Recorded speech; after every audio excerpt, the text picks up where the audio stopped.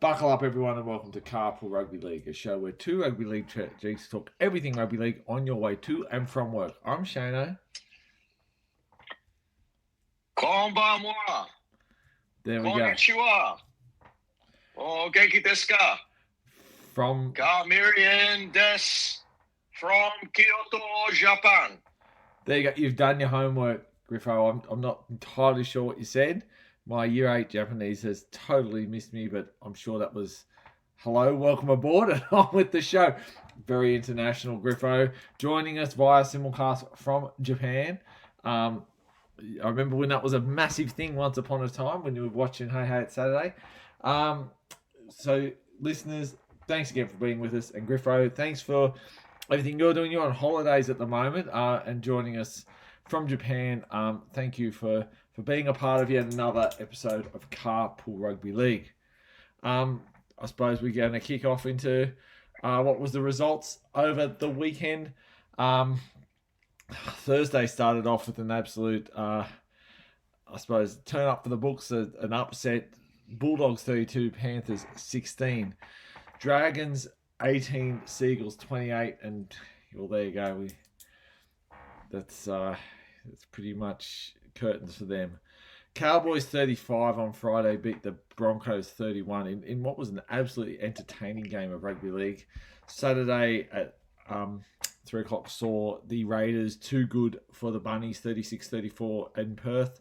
The Roosters too good for the Sharks 34-22, and the Warriors beat the Storm 38 points to 14. Bellamy not happy. On Sunday, another couple of belting games. The Titans 52 beat the Eels 10 at CommBank Stadium, and the West Tigers 42 beat the Knights 22.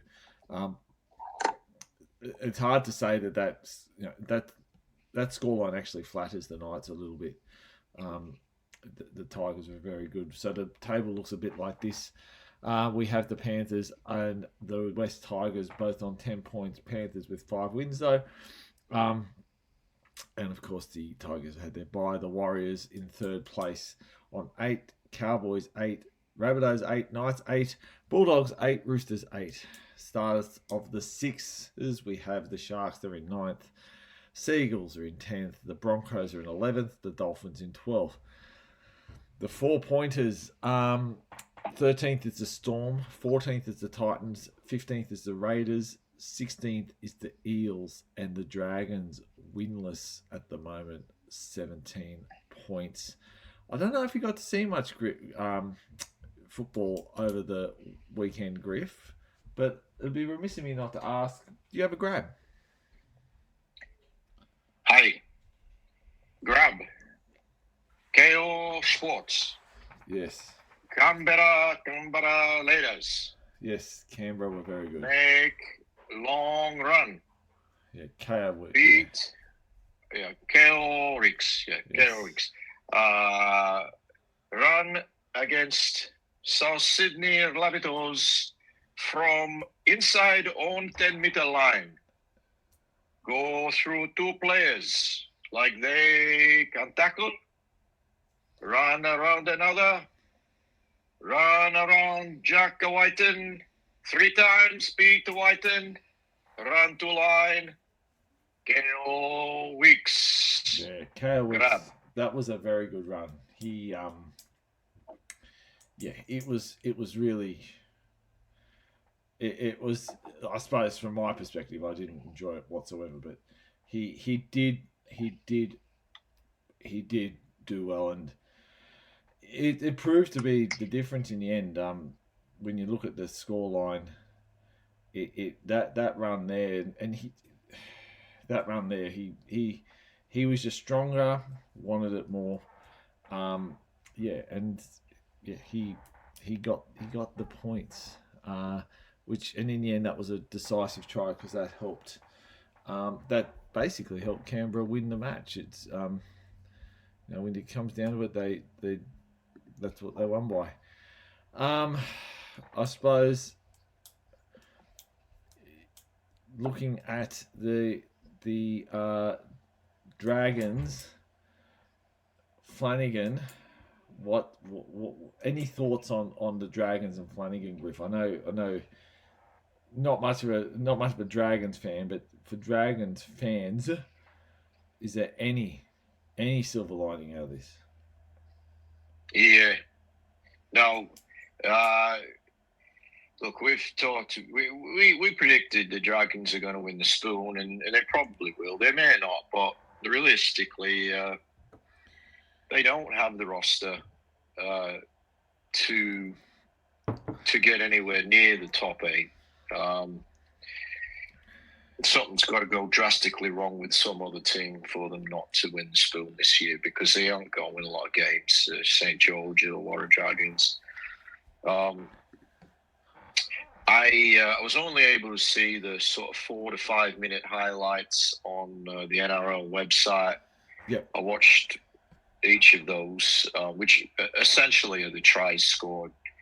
But the Dragons, they were down, came back. Actually, I think they got the lead, and then Manly got the points as expected. Yeah.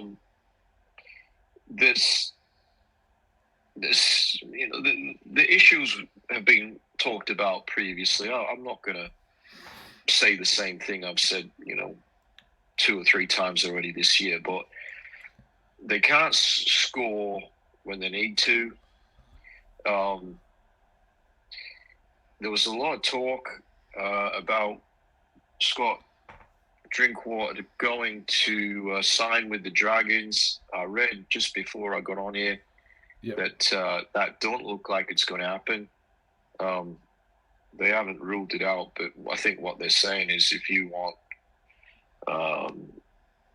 Scott Drink Missile, you're going to have to pay more yen, a lot more to get him. Look, why I can't understand why he'd want to go there. To be fair, he's never won. He's never played in a grand final. He's played in a prelim with the Cowboys. Maybe he'll do that this year again, but I don't think so. If he signs with the Dragons, he's basically writing off his career in terms of being able to win a comp, because I can't see that they're going to win a comp. And then he will improve him. He's exactly the sort of guy they need, someone who can break open a game. And we saw it. He didn't win the grab this week, but he was pretty close with some of the stuff he was doing against the Broncos. He was a very... if I had to give the accomplished player of the round, he's in the top 3 of this weekend. He was very good. Yeah. But he's in a very rich vein of form. He is in a rich vein of form at the moment. Not a great start to the year, but I don't understand why the Cowboys are letting him go. I know they got Purdue, who they've re-signed to a big contract, and he's going to play fullback. But I think you need a team. Yeah, I think Jackson Purdue is at the forefront of their mind. The other thing is, they made these decisions last year when probably, fair to say, Drinkwater wasn't in the best of form at times. Not that I'm saying he's... Oh, look, and Scott Drinkwater is one of those players where if he had a group of players around him, you throw Scott Drinkwater in a team that's got a good forward pack, can give him early ball. I'll pick my team, South Sydney. If you put him in a South Sydney, he would be a better player than what he appears. And I think that's the thing with Scott Drinkwater at the moment. I'm just trying to find a better word because it sounds like a pun, but maybe he is the tonic that they need. I just don't know whether... I don't know if he doesn't go to unless he goes to one of the other fledgling clubs. I think that the Bears are in the running, but again, I just don't know. It depends what he wants. If he wants to win a comp, and then I don't know what. There's a lot of teams in premiership windows who've got pretty handy fullbacks. So Yeah, his best position is obviously fullback. He's an attacking weapon. Yeah. Defensively, you can't really play him up in the front line. We've seen that over the years. But Yeah. the last quality back that the Cowboys sort of were happy to let go, the hammer. Yeah. Yeah. Yeah. I know. Well, that was a howler. That was a dead set howler of a decision to let the hammer go. Yeah, and now look at I don't know. They've got to have some other guys coming through. Purdue's a great player, or will be a great player. Yeah, But you need who's going to take his spot in the centers? Like, I don't think they got that much quality up there. My concern obviously for them, they got Din, but my concern for them is they're going to have like this team. There's half a team which is actually fairly good, and the other half it's going to be a bit like maybe like Canberra when they were sort of out of the 8, and you sort of looked at them one week and went, far out, they're a good football team. Then the next week, it's like, what side of the ledger that the decent players and not so decent players take advantage?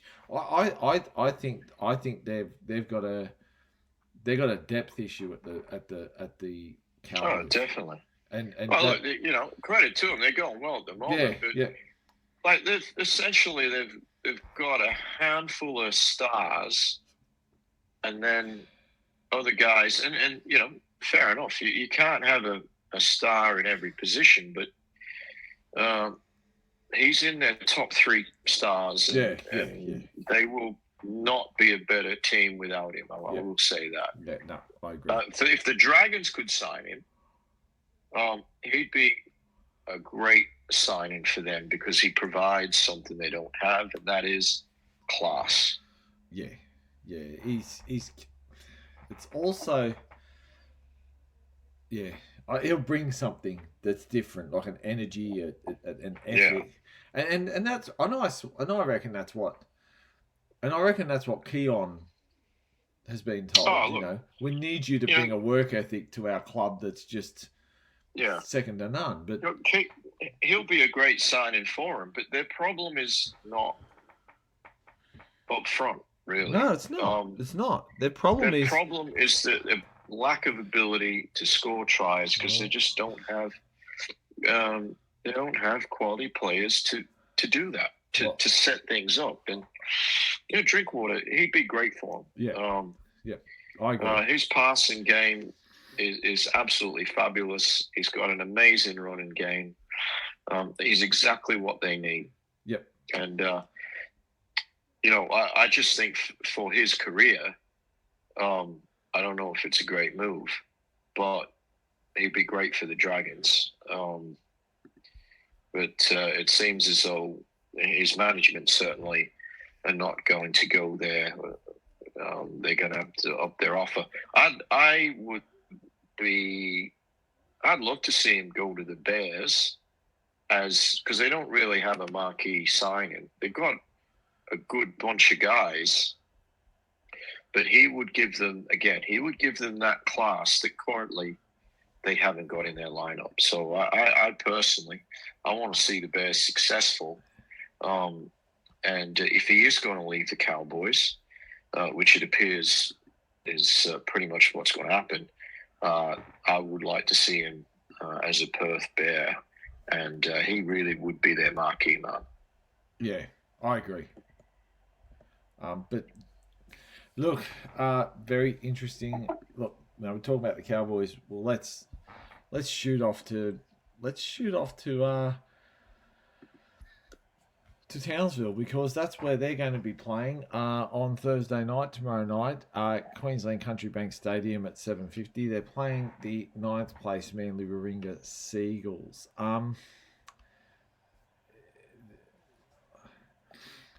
Talangi and Reed Money are out for the Cowboys. So we mentioned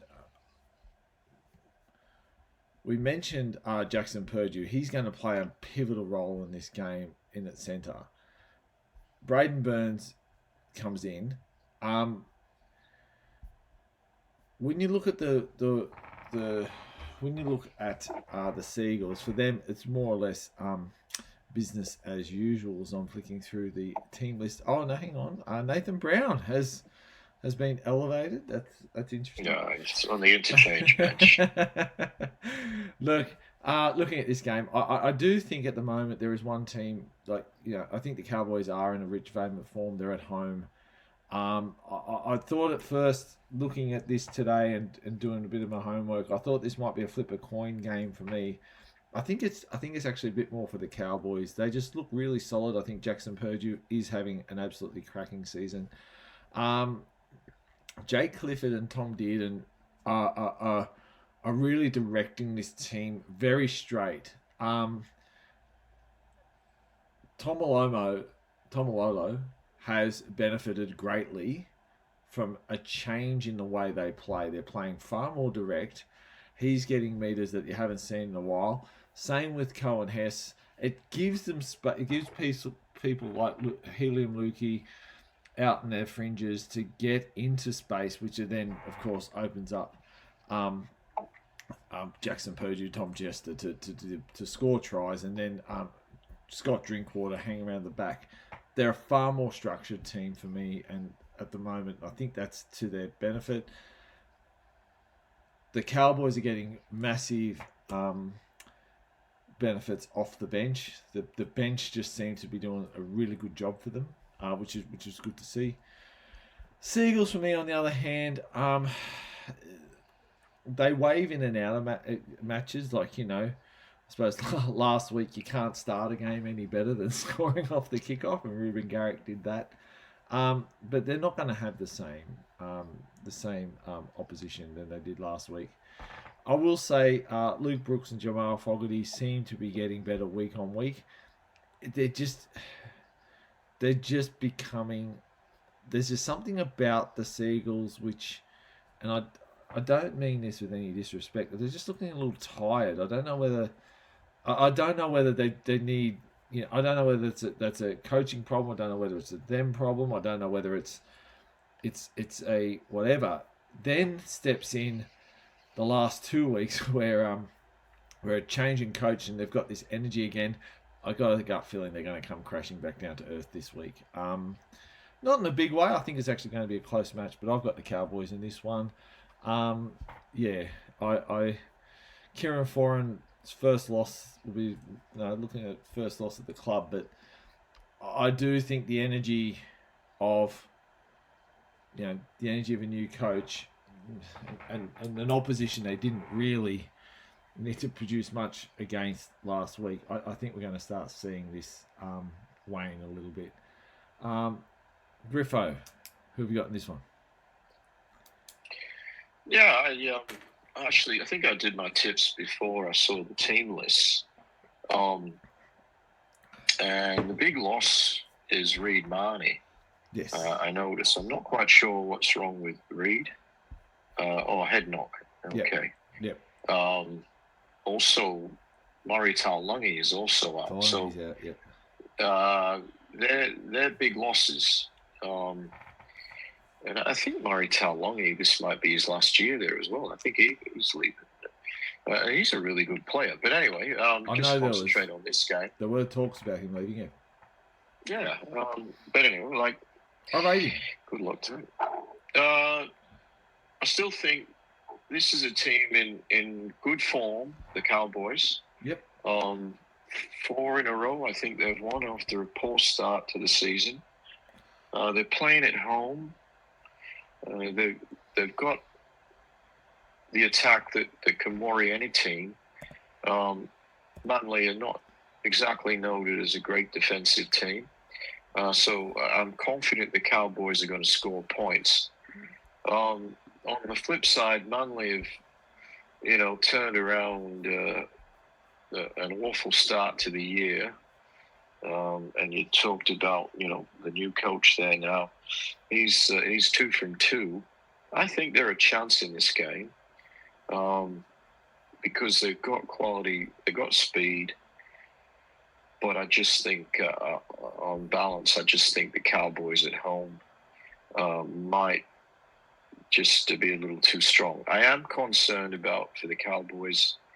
As I said, Marnie not there. Sony Luke, he can be a really good attacking player, but he's not really an 80-minute hooker, and I think that could be an issue.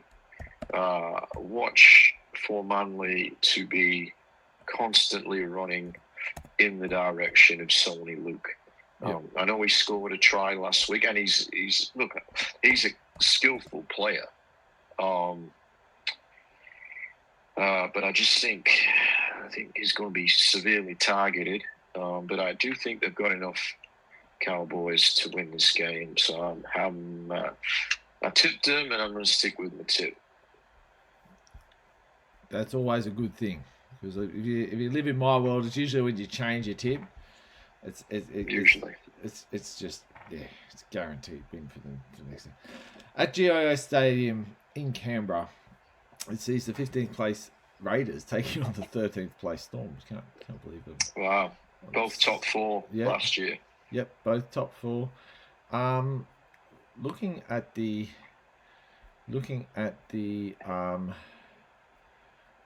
I'm just what's going on here? Sorry, my computer's just the screen that was on. I can go through. No. So I'm just thinking. I know Timiko's in.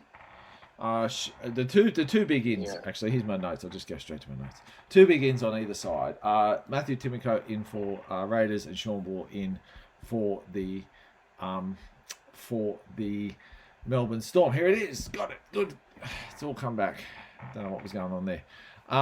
Look, these are two teams that have waved in and out of form. Canberra won last week, conceding 30-odd points. Really, there were probably 2 or 3 tries. Let's start with the fact they were ahead at halftime by a lead that shouldn't have even been close to getting run down. And then 2 or 3 tries were down to some pretty feeble defence from the South Sydney Rabbitohs. The Storm, they just look lost at sea at the moment.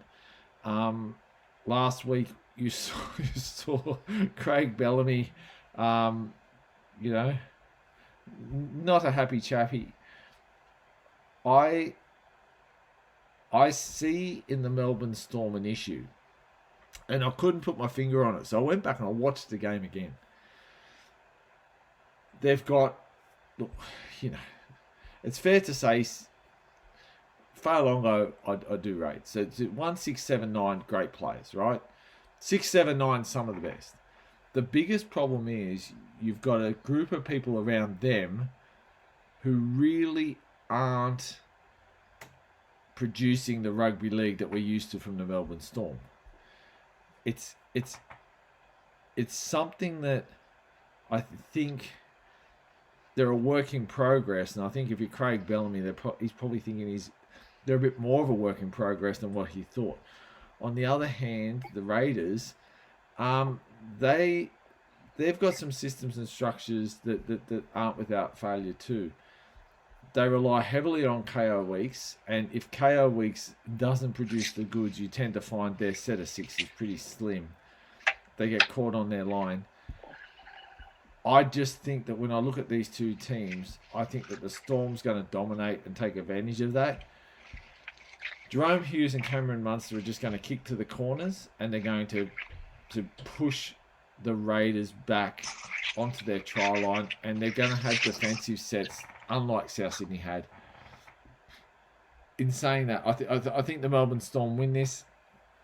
It's not quite a flip the coin for me. It's close, but I just think when I just look at the attacking prowess, especially kicking. I think the kicking game of these two sides is going to be important, and the long kicking game. I think Munster and Hughes has that in spades, with Harry Grant chiming in. I'm basically thinking this is going to be a game of meters, and the Storm probably have more patience to play that. Griffo, what's your thoughts? Yeah, look, these two teams are down near the bottom of the ladder at the moment. But I rate both these teams very, very highly, despite the fact that each of them only won 2 games. One of them is going to stay down towards the bottom after this game, and I think it's going to be Melbourne Storm. I think the Raiders have searched for a win. They got it last week. They nearly let go of it, obviously, but they'll be playing at home. Both teams are chock full of attacking weapons. I think it's going to be a really good game to watch. Friday, okay. The early game. Wow, these are 2 top-line teams. One of them will start their climb up the ladder this weekend. I just think at home, the Raiders are going to be tough to beat. Melbourne are desperate. Like, who would have ever thought they'd be facing the prospect of 5 losses in a row? Melbourne Storm. They've still got a quality team. But been saying that for a few weeks. I might be wrong, but I'm going to stick with the Raiders here in what I expect to be a great game. So, Griffo, Raiders. All right. Well, okay, the next game we might have a bit of interest in, with the Penrith Panthers taking on the Redcliffe Dolphins. It is technically a Dolphins home ground, but they are at TIO Stadium in Darwin. That's hot at 8 o'clock Friday night. As you could imagine, Panthers short price favourites. Kurt Donahue out for the Dolphins. Casey McLean out for 1 week. Liam Martin out. And Liam Martin, it was, Liam Martin, quite strange last week. Like, obviously an injury, the reason being out because he was, the times, he sort of went off at times where everyone thought he was going to be in. But, so that brings Isaac Tago in with Paul Alamonte in the centres for the Panthers. And they're up against, of course, Averillo and Farnworth for the Dolphins. Look, I'm not going to talk too much about your team, Griffo, because you know I'm better than anyone. I will say this, though. The Dolphins at the moment are one of those teams that seem that like they phase in and out. They play 20 minutes of really good football and 5 minutes of horrible football. I think they've got to go back to what worked for them to beat. If they're going to be a chance against the Panthers, just go back what works for them. Meters up the middle, and then utilise people like Cobbo, Farnworth, Averillo, Sarko, and the Hammer. They've got to get early ball to these guys. It just seems like they're trying to play out the back to their second rowers, which is fine. If that works, it's that kind of play that you see. They're also trying the classic play you see from people like the Panthers and the Bunnies, where they try and get Yo and Murray involved, getting either a second row or a lock to be part of that backline move. You've got to be slick when that happens. I think what they've got to do is they've got to throw a bit more caution to the wind and get the Hammer early ball and get it to him quickly. The same with Herbie Farnworth. In saying that, I can't go past the Panthers. I think it was just a blip in the road last week, and for them it'll be business as usual. Griff? Well, I hope you're right. Like I said earlier, I didn't actually see the game. I only was able to see. You did your blood pressure service. Four. Well, yeah. Look, I sort of. To be fair, the Dogs were good. The Dogs were very good. To be fair. Well, they must have been. They must have turned around their form in that. You know what, Griff? I'll tell you this. Panthers last week, and I said this to my daughter. When I watched the Panthers last week, and I watched the game again, I watched the mini. I did, sorry, I'll tell a lie. I listened to the game on the way home. We'll come back from Wollongong. I then watched the game, then watched the mini. I'm just like trying to get my head around it. The Panthers look like the Panthers of rounds 1 to 5 last year. Yeah, that's not a good sign. And that, like when Kickout palmed off Yo, and Yeah. Yo just looked tired, I thought, wow, this was not. They looked like they did last year. In saying that, though, that team of last year got one game from a grand final, so I've got no issues. But yeah, it did.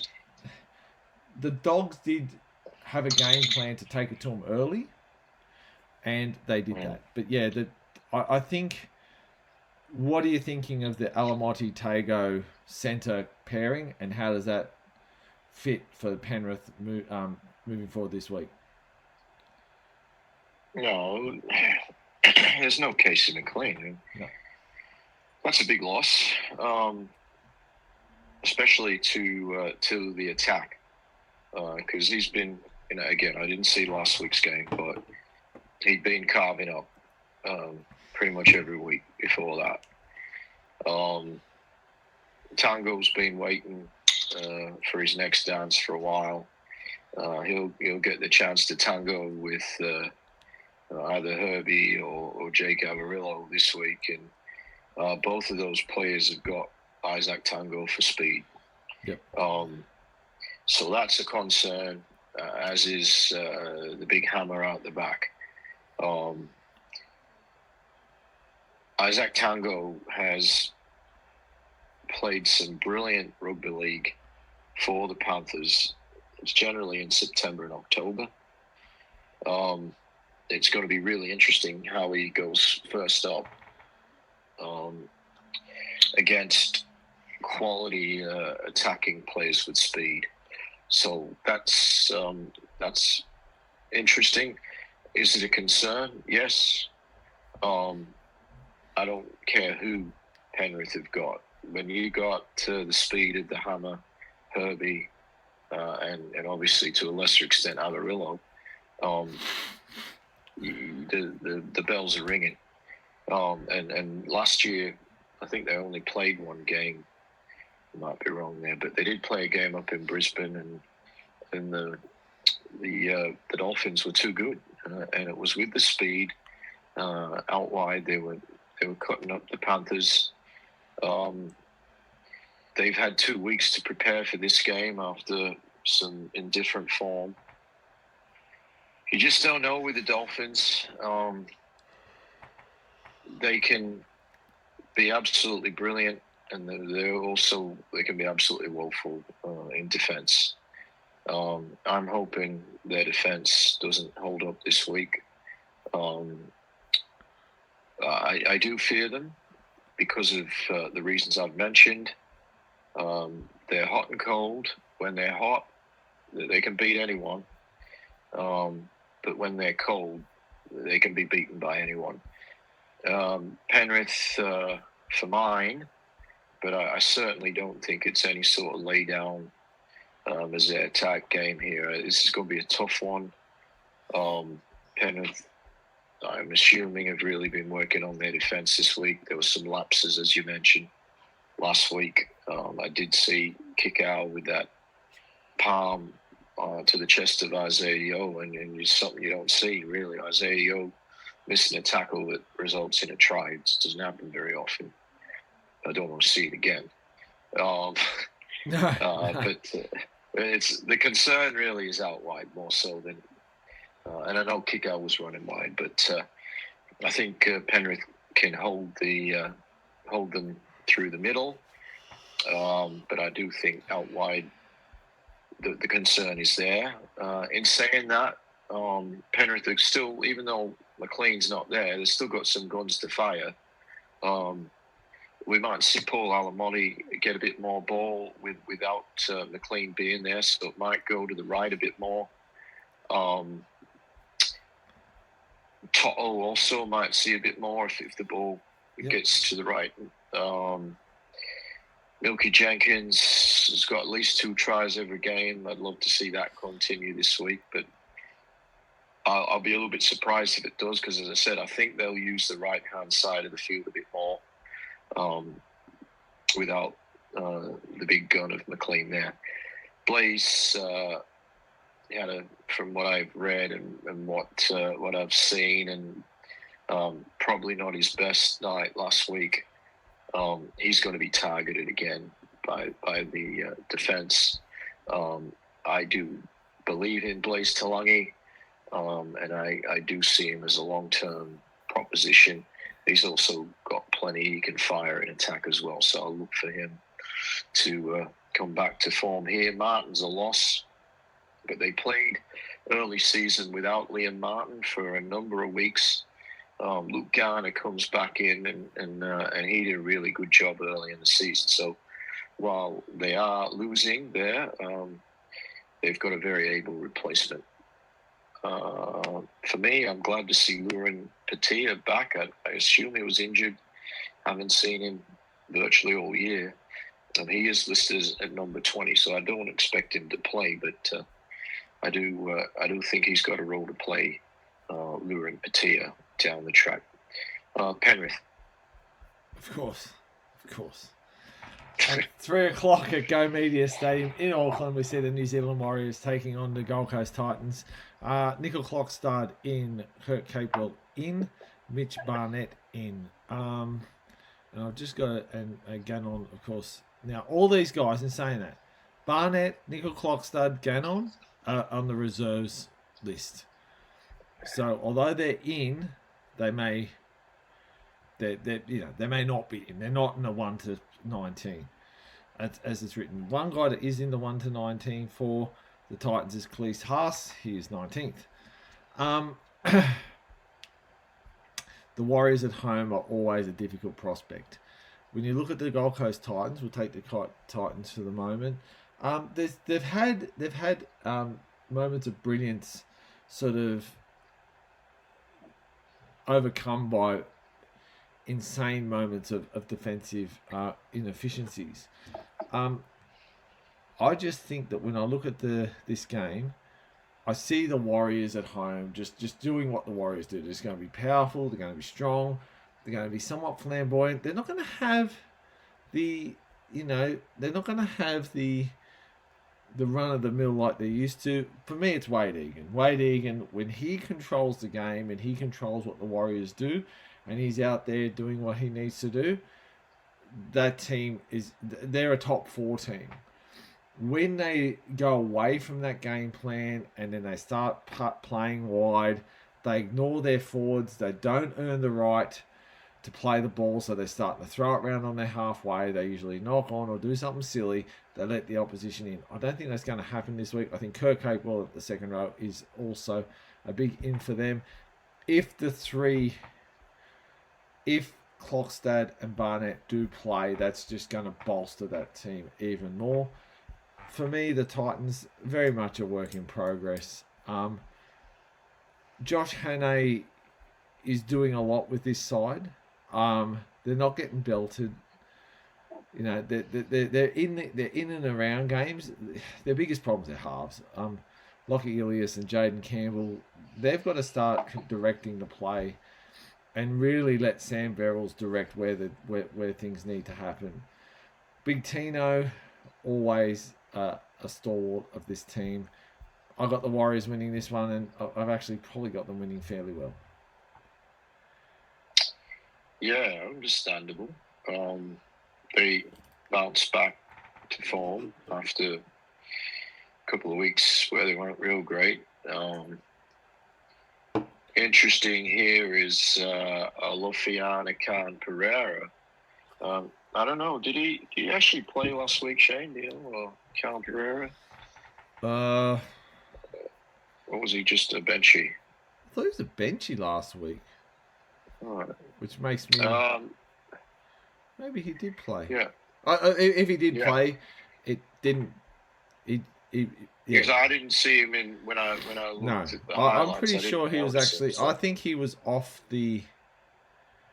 He was the drop. Okay. Yeah. Right. Okay. Anyway, he's there and he's playing his old club. And he'll have a point to prove because coach didn't see a future for him in his clean out. I think he's a very, very dangerous player. Speed to burn, point to prove. I think we might see Cam Pereira get a couple of tries this week. Chanel, number 6, is back. That smelt good for the Wires all year. Teaming up with Tanner Boyd. I noticed Jackson Ford scored another 6 points in the Dally M's last week to go back to the top. So he must have played a crucial part in that win last week. Well done. Cam Pereira, just checking. He did play last week. Okay. I just didn't notice. So obviously the ball didn't go his way because he didn't score any tries. But a big win for them against the Melbourne Storm. They hadn't won against the Storm for about 10 years, 17 games or something. So they've broken a hoodoo there, away from home. This Titans side, they absolutely tore the Eels to shreds. I don't know if that's the best barometer of form, but you can only beat what's in front of you. And to beat them at their home ground, or to annihilate them, really, they've got 50-plus points. It tells us that this team obviously can score tries, but that's not something we doubted with the likes of Kinney, Campbell, Brimson. Their quality. Jojo Fafita is starting to look like a really good footballer. I had some question marks on him a year or two ago, but he's quality. Sami, I think, was in the tries last week, and he is bound for the Dragons next year, 3-year contract. Sami, and pretty good money too, so good luck to him. Don't think it's the biggest signing in Dragons history. Wing's not their problem, but he's a good player, Sami. Titans, I think, will score points here, but I don't think they're going to score enough. I just look at their squad and I just think there's a lot of guys there that I don't know that they can match it in the NRL week in, week out. But they may prove me wrong, and I'm happy for Coach Hannay that after 4 losses, they've gone 2 wins in a row. From all reports, they're a very happy camp, and the prospects now do look a little bit brighter for Rugby-League on the Gold Coast than maybe they have for a little while. So I do wish them well, but I think me wishing them well is not going to be enough to get them across the line against the Warriors this weekend. Yeah, I agree.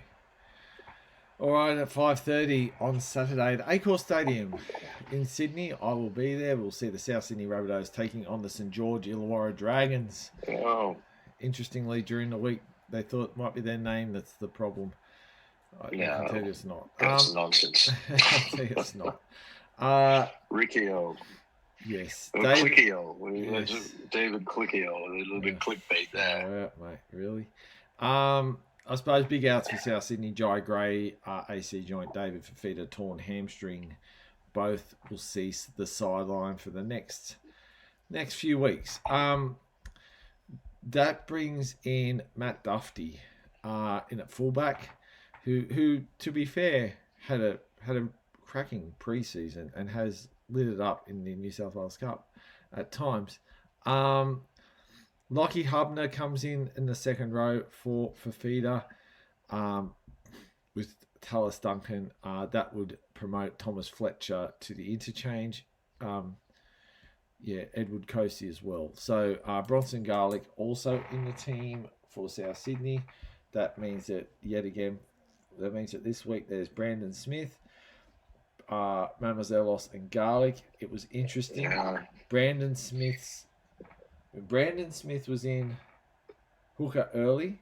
South looked their strongest. They came back when he was in the second row. So, he showing some versatility there. The Dragons. Moses Sully is out, but outside of that, they're pretty much business as usual as they have been which is not necessarily a good thing if you haven't won a game yet. Look, looking at South Sydney, I thought last week the problem is and has been all year their defence. They're coming up against a Dragons team who I think deep down might actually think that they've got they've got half a chance, given that the South Sydney attack is poor, the defence is poor at this point in time. In saying that, the Dragons attack is woeful. It's rudderless. It can't finish. It really struggles. I dare say Atkinson and Flanagan will put a lot of pressure Matt Duffy's way. I've already spoken to about 3 Dragons fans that says that Duffy's going to score a hat trick just to spite them. I hope they're right. In saying that, I can't see the Dragons doing anything against the side that the South Sydney has named. I've got South Sydney winning this one. I've got them winning maybe well. It's going to be Totola and Keon's Kolomatangi needed to lead from the front, and what they do at the hooker spot. I hope they start hanging their hat on someone to play that number 9 and play big minutes in the number 9. When you name 3 of them, it's a bit of a worry. But anyway, South Sydney for me, Griff. Yeah, well, I was going to say that the Rabbitohs, it looks like they got more hookers than a King's Cross nightclub in the 1990s. But yes. I don't quite understand the need for that many. They may not use all of them, but I think it limits what they can put on the bench in terms of some middle forwards. There's not a lot there. No, and look, I'll throw their bench. The big, which worries Kelpie me. And Fletcher, Thomas Fletcher. What was he, a back row or a front Yes, rower? very good player.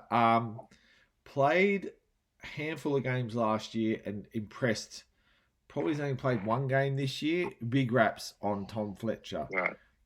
When he gets it together. What was his name? Second rower? Second rower. Yep, second rower. Okay. When he gets it right, very, very good player. Edward Kosey's name for South Sydney, he's a winger. And I got no idea. And look, I'm not Wayne Bennett, so I'm not going to. But basically, I'll give you the bench in terms of what I think their key positions is. So I won't bother saying those.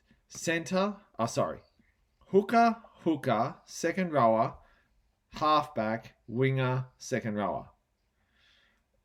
I'm not too sure, and especially when you got people like Liam LeBlanc, who I think actually is a very good player. And you've been a big fan of the white for a while, haven't you?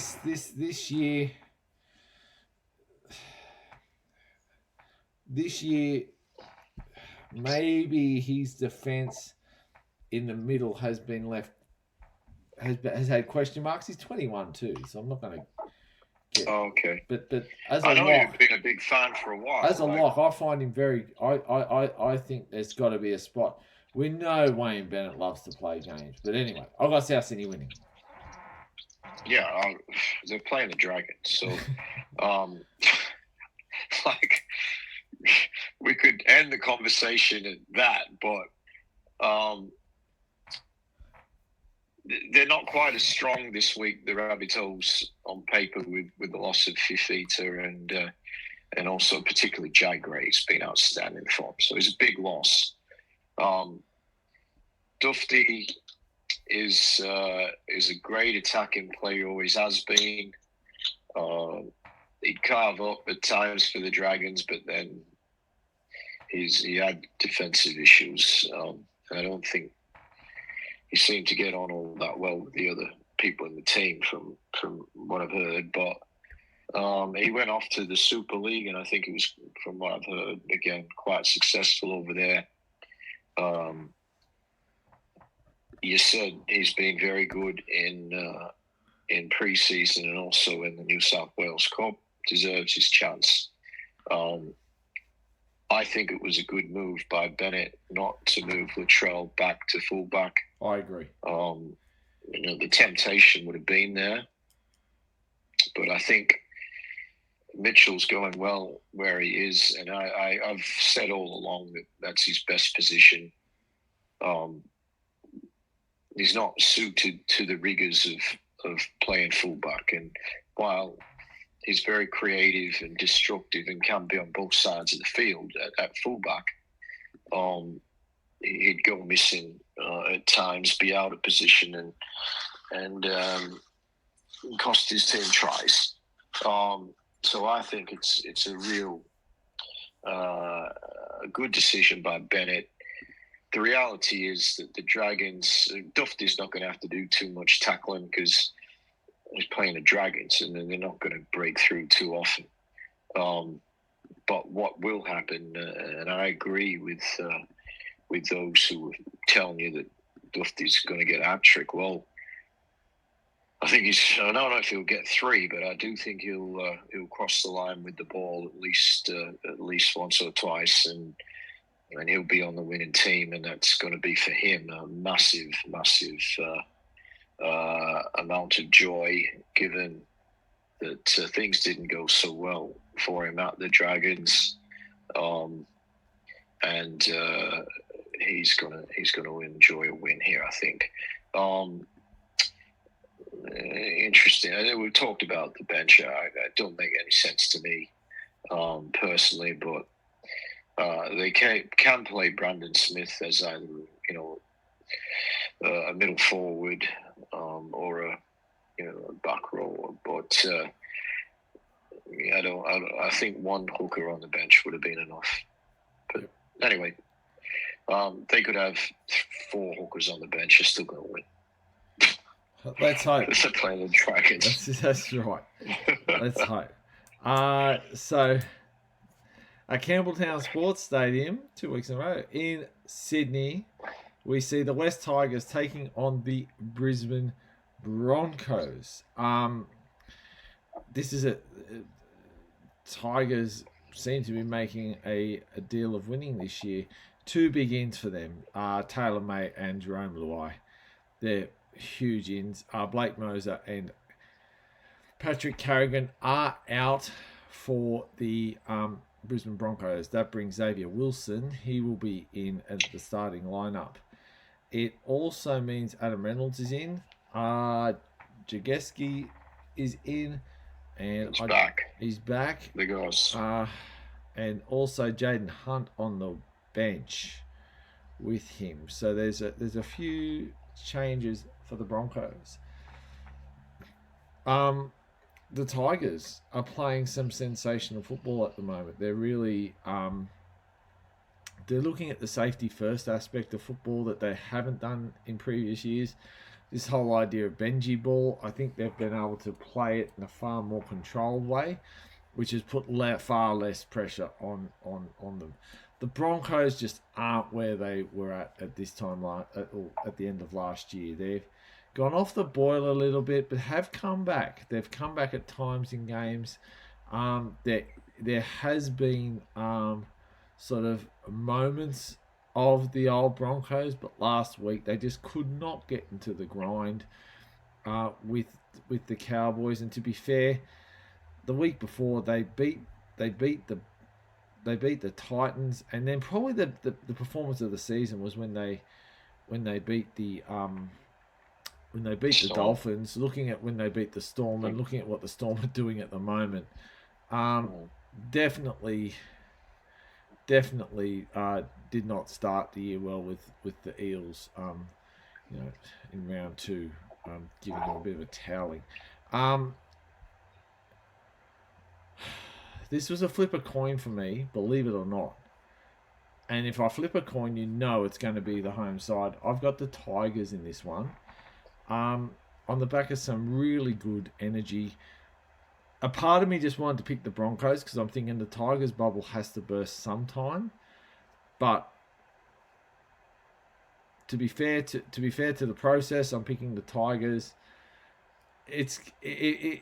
this is a massive week for the Tigers. This is the week they have to prove if they're going to be a top 8 side, which they're already putting points in the bank. If they're going to be a top 8 side, they have to show up in these games. They can't be found wanting. And it would have been a big week for them. Adam Reynolds in for the Broncos is huge. If it's Payne Haas, Jordan Ricky, they're the players that are just going to have to stand up and give people like Shibasaki and Staggs the early ball to make it all happen. Like I said, I'm going to flip a coin. I've got the Tigers at home, Griff. Can't believe I'm saying it, but that's the way it is. Who have you got? Yeah, I am tipping the West Tigers. Oh, good. I don't feel like such an idiot. No, I thought, why not? There's two reasons. The first reason is because the Broncos haven't got Reece Walsh. Yep. And maybe there'll be three reasons. The second reason is because the West Tigers are playing really good rugby league. So, yeah, that's fair. That's fair. So for me, a Broncos side without Reece Walsh is probably bottom part of the top 8. Definitely not a top 4 team. A Broncos team without Reece Walsh and Patrick Carrigan, it might not even be a top 8 team. So they're key outs.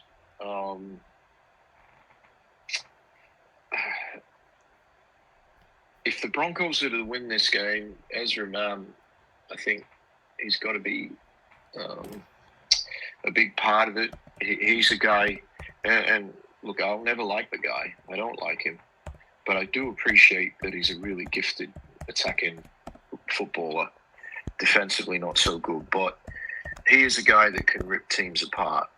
And obviously, he's got good players outside him. If he, with the guys you mentioned. Reynolds back. Does he get injured? Does he not get injured? That's where I'm sort of at with Adam Reynolds. I don't see him as being, whether he's in or out, I don't see that being the winning or losing for the Broncos. It's about Walsh being in or out. And then they lose their guy up the middle, who along with Payne Haas gives them very, very strong go forward and a solid defensive structure. So a lot of my reasoning for tipping the Tigers this week is because of the list that the Broncos have this week, and it's got some really good players, but I just think they're going to find it hard to get over the top of a team who are playing with great confidence. Talked about guys being out for the Broncos. Well, a couple of ins you mentioned for the Tigers. Taylor May is a very good rugby league player. He's had his issues, but one thing has never been an issue: the quality of rugby league player that he is. He's going to be really keen to get back on the field and get straight back into it, because the team was flying without him being there. I think it might have been the first game he got injured. And he was going well until that injury happened. Luai comes back in, replacing Jock Madden, who's been absolutely brilliant for them. But the team is strengthened with those two guys coming in. The only thing that worries me about the Tigers this week is the expectation that they're going to win. Yeah. Very cool. They should win this game. They've got close to their best team. It's not completely their best team, but it's pretty close. For me, their best team would have Stafford, Toa in the centres. But apart from that, I think It's pretty much the best they can trot out. The thing about this team, they've got a bit of depth now, which is something they probably haven't had for some years. They've got a lot of players who are just about in career best form. They're gelling very well. They can attack from anywhere on the field. I do think there's going to be a few points in this game, because I do believe, even though the Broncos don't have Reece Walsh, they've still got a number of guns they can fire. So the Tigers are not, I don't expect they're going to have it all their own way, but this game in Campbelltown, they won there last week. I don't think they've won at Campbelltown for quite a number of games. They only play, I think, 3 there a year, but it's generally they go to Campbelltown and lose. But they turned that around last week, and that was significant. And they had I don't know if it was a full house, but it seemed to be packed. It was busy. Yeah, it seemed to be packed in. And their supporters are getting behind them, and so they should. Yeah. They're a good side. They're in the, they're up in the top 2, equal top on points with the Panthers. They've only lost 1 game. Now, I don't think they've actually played too many of the top sides, but you can only beat who you're up against. This is a massive bonus for them that they're getting the Broncos, one of the big dogs of the competition, well below their best. And I think they'll pick up the 2 points here that a lot of other teams, when the Broncos are back to full strength, they will not beat the Broncos. And that's really going to play in the Tigers' favor if you're looking at a potential top 4 spot, or, if they do drop a few games as the year goes on, a top 8 spot. That they picked up 2 points against the Brisbane Broncos, albeit that the Broncos were down on quality. But this is when you got to nab them. They have to win this game for mine. I think if they lose this game against the weakened Broncos, it's going to tap into their confidence a little bit.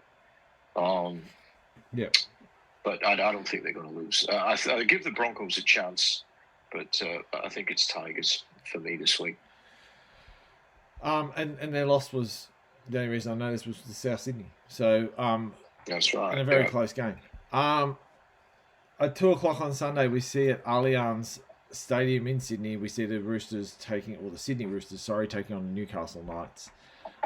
Billy Smith and Egan Butcher on an extended bench for the Knights. Sorry, for the Roosters. For the Knights, massive in for them. They see Dylan Brown named at number 7. So Dylan Brown, Sandon Smith is the combination there. With a lot of, I suppose, with a lot of people named on the bench and an extended bench. I just want to see if Kyle McCarthy. He's on the interchange number 18. Okay, so basically you see Dylan Brown in. They are without Dylan Lucas and Tyson Frizzell, the Knights, which losses. Frizzell add to Bradman Best and Kalen Pong. I agree. They're big guns. Guns not there. Which is why I'm picking the Roosters. I just think the Roosters have far too many guns to fire in this game. I think the Roosters are going to sort this one out. I've just got to sort something out. Griffo, you give the synopsis on this one. I'll be back in a minute. All right. Okay. So I am going to tip the Roosters. I think they've sort of been going a little bit under the radar. I'm just going to go back to the ladder. I think they're in the 8 now. They are in the 8. They're at number 8 because they've got a bad for and against. So the bottom of the teams that have got 8 points, and there's 6 of those sides on 8 points. Well, the Roosters are minus 23. But I do believe they're coming up against the team currently in 6th spot, the Knights. And the Knights have they're 4-2, whereas the Roosters are just 3 wins and they've got a bye. So the Knights have had the better form throughout this year. But unfortunately for those guys, I think there's too many really good players that are not playing for them this week. Shane, you mentioned that Dylan Brown is in. That's a big in. But losing Lucas and Frizzell certainly affects what they've got up front. Well, he doesn't add any defensive prowess, does he? Dylan Brown. Not Dylan Brown, yeah. Well, not to the middle, but he is a good defender. Yeah, but I just think that the forwards, the Roosters definitely have got an advantage with those guys missing. The Knights have still got a decent pack, but I can't see the Knights getting up this week. They'll score points. They're still, the likes of Fletcher Sharp, Dom Young playing against the team that basically showed him the door. He didn't go well at the Roosters, but he has gone well at the Knights. Yes. And he talked about, he felt like he went back home when he went back to the Knights. He plays his best football in the blue and red without the white, and he's going to be very eager to show Roosters management and coaching staff that he's actually a decent rugby league player. I think this again, it's going to be a game where I think there's going to be quite a lot of points scored. But I think most of them will be the Roosters. They are getting towards their best team. There's still a couple of guys there that are not, or a couple of guys who would be in their top 17 who are not there. But it's a pretty strong side, and I think the Roosters will continue their climb up the ladder this week. I agree. Looking, they win this week. They're starting to bank points, which is important for them. Last game, 4:05 on Sunday at CommBank Stadium sees the Parramatta Eels taking on the Canterbury Bankstown Bulldogs. This is always a cracking game when these guys come together. Couple of outs. Talangi is out for the Eels. Max King out for the Dogs. However, the Dogs do see Stephen Crichton returning. They see Josh Curran returning as well. I'm just looking at the those guys are on the sort they're on the extended bench, so you can take that. The Dogs, you can take that with a grain of salt. I wouldn't. You know what? I was just about to say. He didn't play last week and they won. I was just about to say the same thing, Griffo. If don't I'm the Dogs, don't risk it. Don't play them. The teams won to... Look, the Bulldogs won to 19. We'll get the job done. They'll get the job done. Not a problem. Let's look at the Parramatta Eels. The Parramatta Eels just...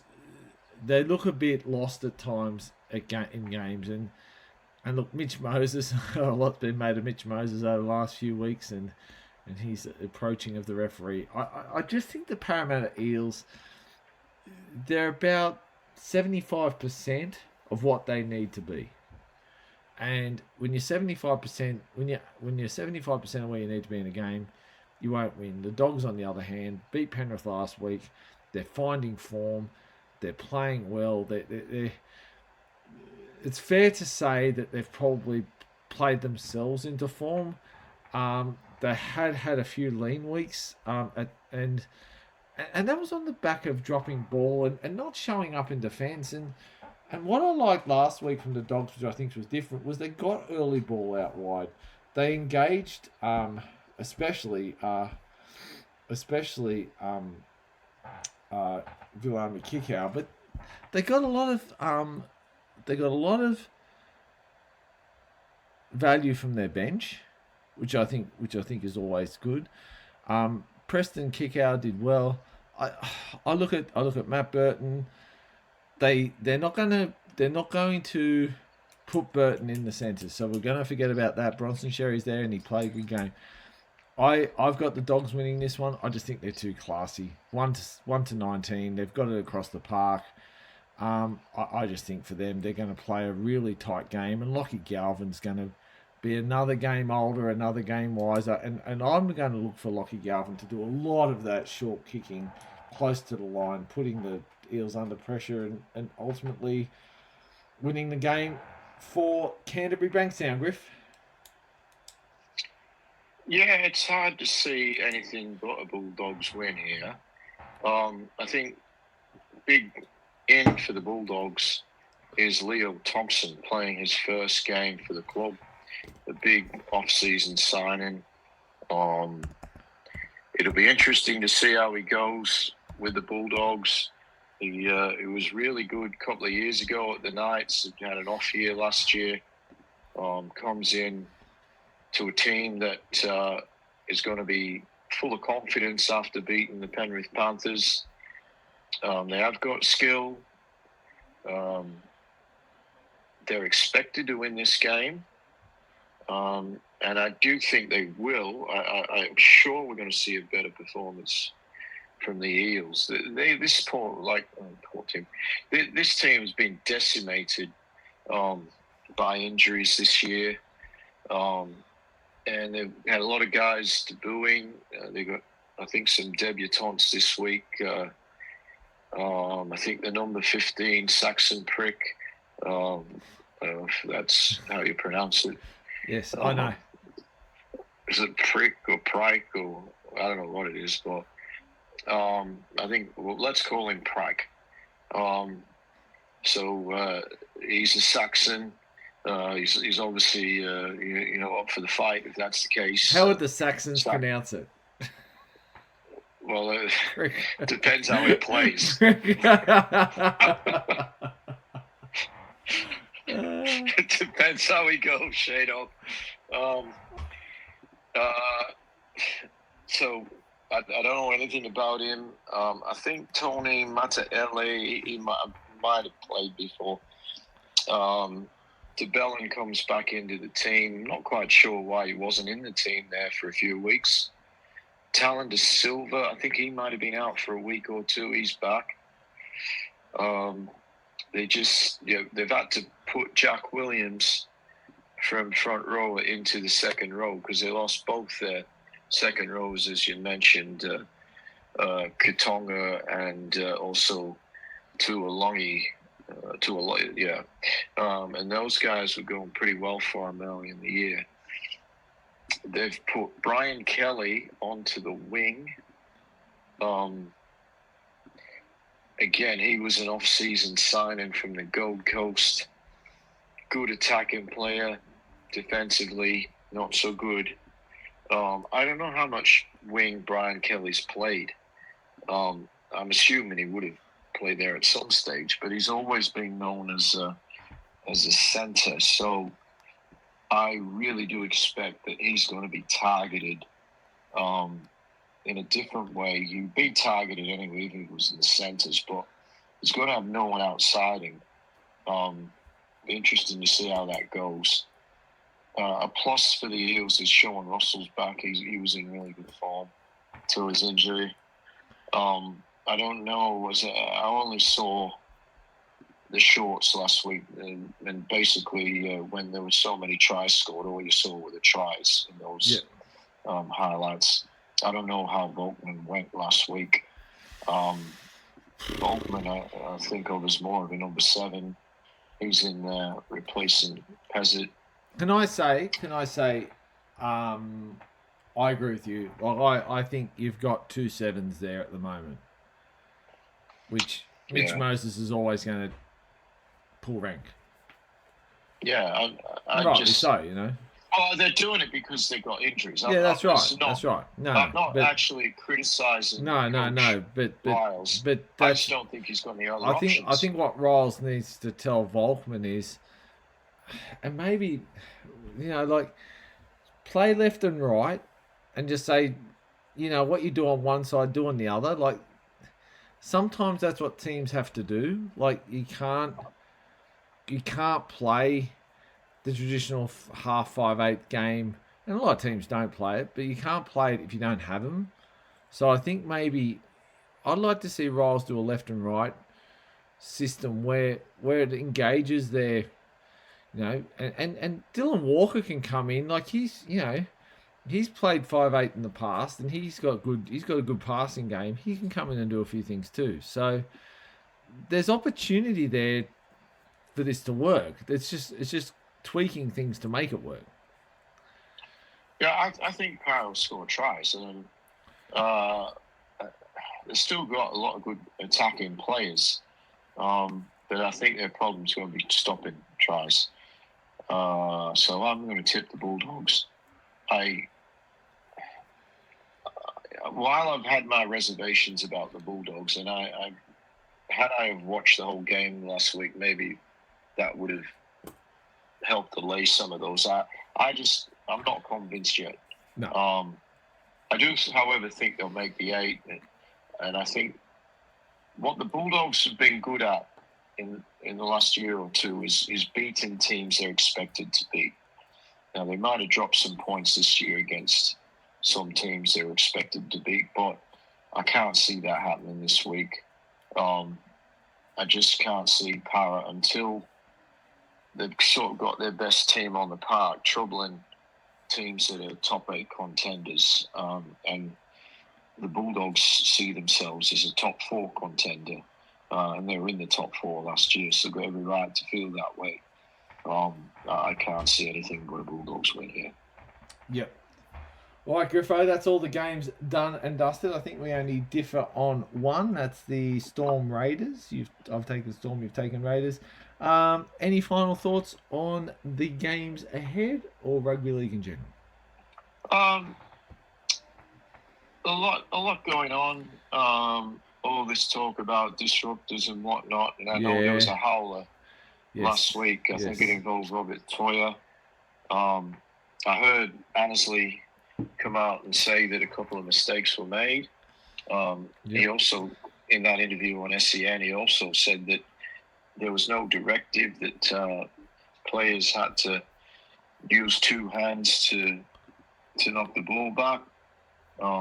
That was the message that clubs got. That was a rule. That was a rule at the start of the year, and that's now just fallen by the wayside. Well, he said it was not the rule. Well, there were penalties given for not doing it. There were. I'm not arguing that. So the communication issue somewhere. But if we can get closer to what is common sense, then I'm all for that. I'm all for that too.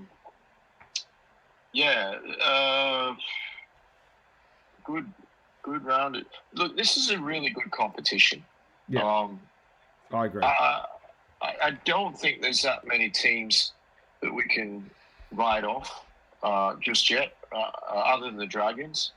While Paris struggling, I do believe, as I said, that if they get their players on the park, and I don't know how long these guys are out for, but they can do some damage. I think probably it's going to be really tough for them to make the 8. But Gold Coast, they've shown some improvement. Again, I can't see them making the 8, but they'll be out there each week with believing they've got a chance of winning each game. Top 8, no way set. We're early days, but I don't think there's too many teams you could actually lock into the 8 at the moment. No. I think Penrith. I think you can lock them in, but I might be biased. No, I think Penrith. I think you can lock Penrith in. I'm not locking in the Tigers, but I do think I actually think they'll probably make it. Well, but I'm not locking them in. They're banking points right now, which helps. Yeah, and which they have to do because, as I said earlier, they've come in with a pretty sweet draw at the start of the year. But this is such a bonus for them to get the Broncos while they're missing key players, and I expect them to get 2 points here. The Warriors look good, but I'm not locking them in to the 8. Cowboys look good. Again, I'm not locking them in yet, but they look good. I can't lock the Rabbitohs in, but I do expect they're going to get there. The Knights are at number 6 currently. I definitely am not locking in the Knights, but I can't disregard them as a proper chance.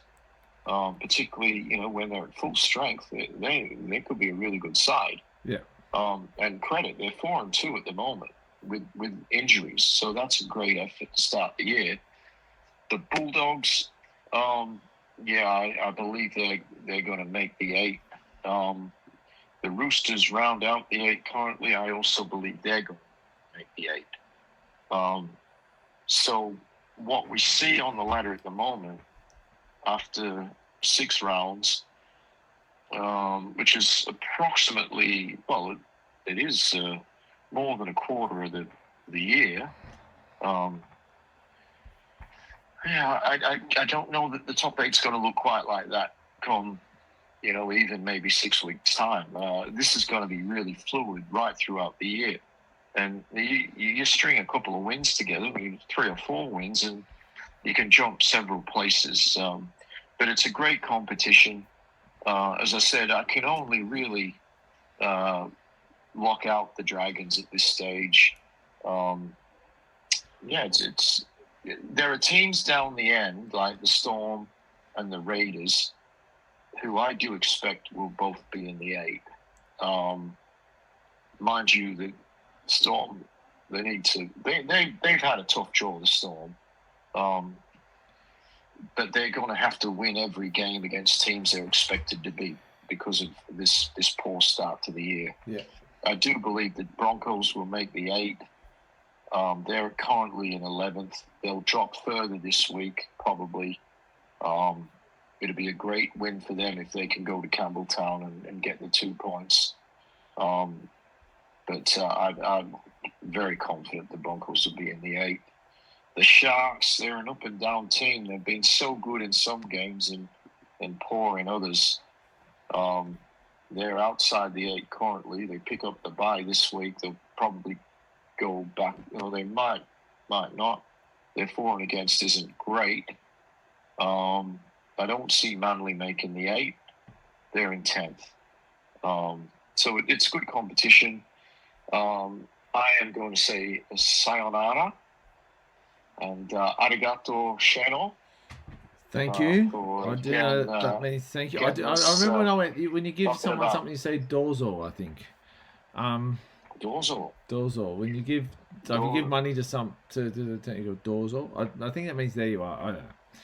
That's all. Dozo sheno. Yeah, that's all right. Griffo, thanks for joining us from Japan. I'm going to let you go. You go and enjoy your trip. Have fun. Thank you, everyone. Thanks for being a part of it yet again. Hope your team wins, unless you go for the Dragons, which I hope they don't. But at the end of the day, it's all about rugby league, and that's the game we love, know, and cherish. Thanks, everyone. Bye for now. Thank you, listeners. Arigato, sayonara.